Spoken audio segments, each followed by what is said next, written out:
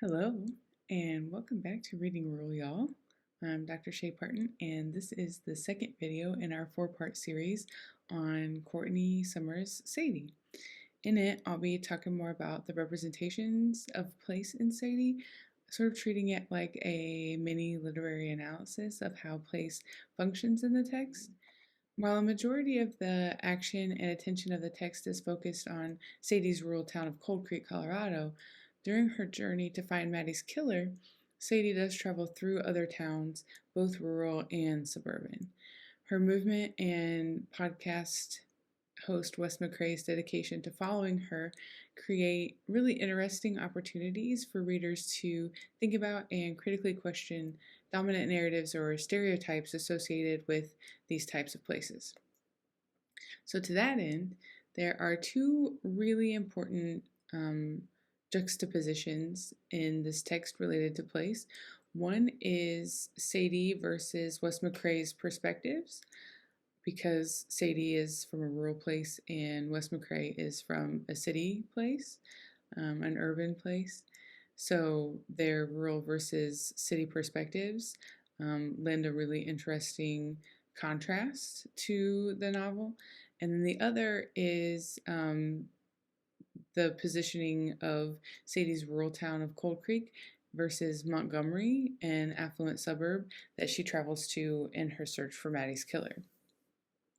The contrast and tensions that exist in both of these pairings make for really rich opportunities to consider the way places shape people and their stories and their experiences and behaviors and opinions. And so I want to look at a couple of those with you today. There are definitely more than this in the text, but these are a couple that I think are really powerful and really clear. In the opening of the book, the girls' podcast that Wes McCrae is hosting sort of sets the scene of where all of these events are taking place by describing a tellable narrative or a recognizable narrative, stereotypical narrative of rural places that sort of discuss simultaneously the dilapidation of the town versus the beauty of the natural landscape that exists outside of the town. He opens with, "Welcome to Cold Creek, Colorado, population 800.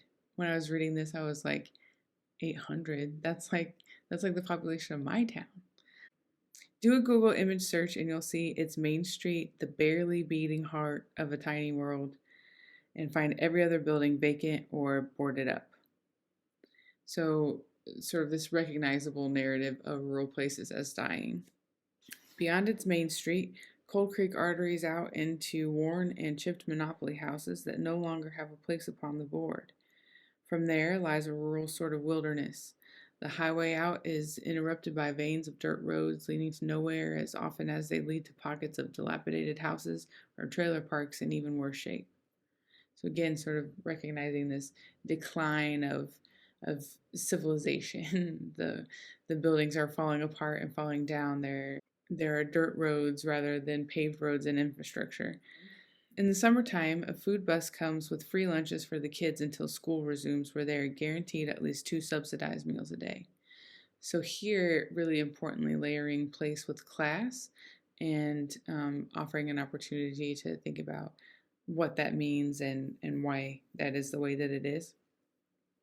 And then he starts talking about the beauty of the landscape, or sort of the more natural aspects of the area surrounding Cold Creek. There's a quiet to it that's startling if you've lived your whole life in the city like I have. Cold Creek is surrounded by a beautiful, uninterrupted expanse of land and sky that seem to go on forever. Its sunsets are spectacular, electric golds and orange, pinks, and purples, natural beauty unspoiled by the insult of skyscrapers. The sheer amount of space is humbling, almost divine. It's hard to imagine feeling trapped here, but most people here do. So again, this contrast of the beauty of the natural and the not so beautiful aspect of what humanity has brought to these natural places. The way that Sadie describes Cold Creek isn't altogether different than the way that Wes McCrae does, but she brings to it a different perspective because she's actually from this place. On page 11, Sadie says, "The screen door on the trailer is rusted out. It sparks a whine into all our surrounding nowhere that matters." That's what she calls the town. But if you need a visual, picture a place far, far less than suburbia. Then imagine me, a few more rungs down that ladder, living in a trailer, rented from Fed Me Blueberries Maybeth for as long as I've been alive. I live in a place that's only good for leaving, is all that needs to be said about it, and I don't let myself look back. Doesn't matter if I want to, it's just better if I don't. There's a really interesting tension here between Sadie recognizing this sort of the same dilapidation that Wes McCrae sees, but for her, there's such a personal connection to it because she's from here that there's something that's still, that she either appreciates it or she feels connected to it. Doesn't matter if I want to look back, it's just better if I don't. So even though she feels this town is made for leaving, even in her leaving, there is kind of a conflict surrounding that for her. So that's kind of the description of Cold Creek and the rural. Later on in the book, when Sadie is looking for Maddie's killer and she goes to Montgomery, the wealthy and affluent suburb, the descriptions are a little bit different, as you can imagine. Along this journey, Sadie actually picks up a hitchhiker who is coming from Montgomery, and Kat says, "It's always the nicest places that are the worst. They got all there probably is to give, and they won't. Can't bleed them, not even a little." So again, sort of this layering of class and wealth and attitudes and ideas around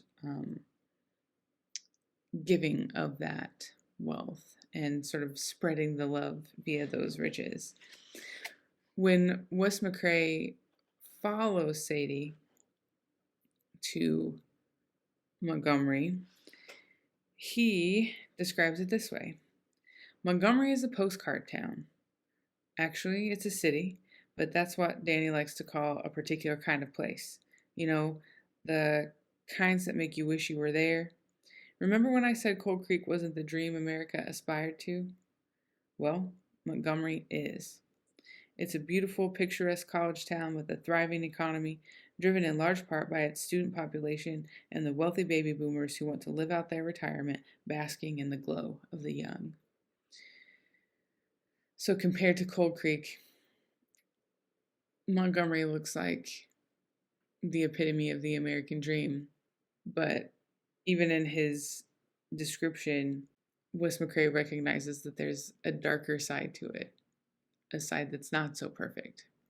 In Sadie's attention to both rural and suburban places through the perspectives of Sadie, our rural character, and Wes McCrae, our city character, this book offers readers a really important opportunity to critically question what they think and know about the places that they do and don't claim, and what that means for how they orient themselves in the world. Courtney Summers' approach here is one of my favorite things about this book because place is such an obsession of mine, but there are other really great things about it too, which I'm going to be talking about in our next installment, dropping Tuesday of next week, where I discuss more about what I really appreciated and loved about this book.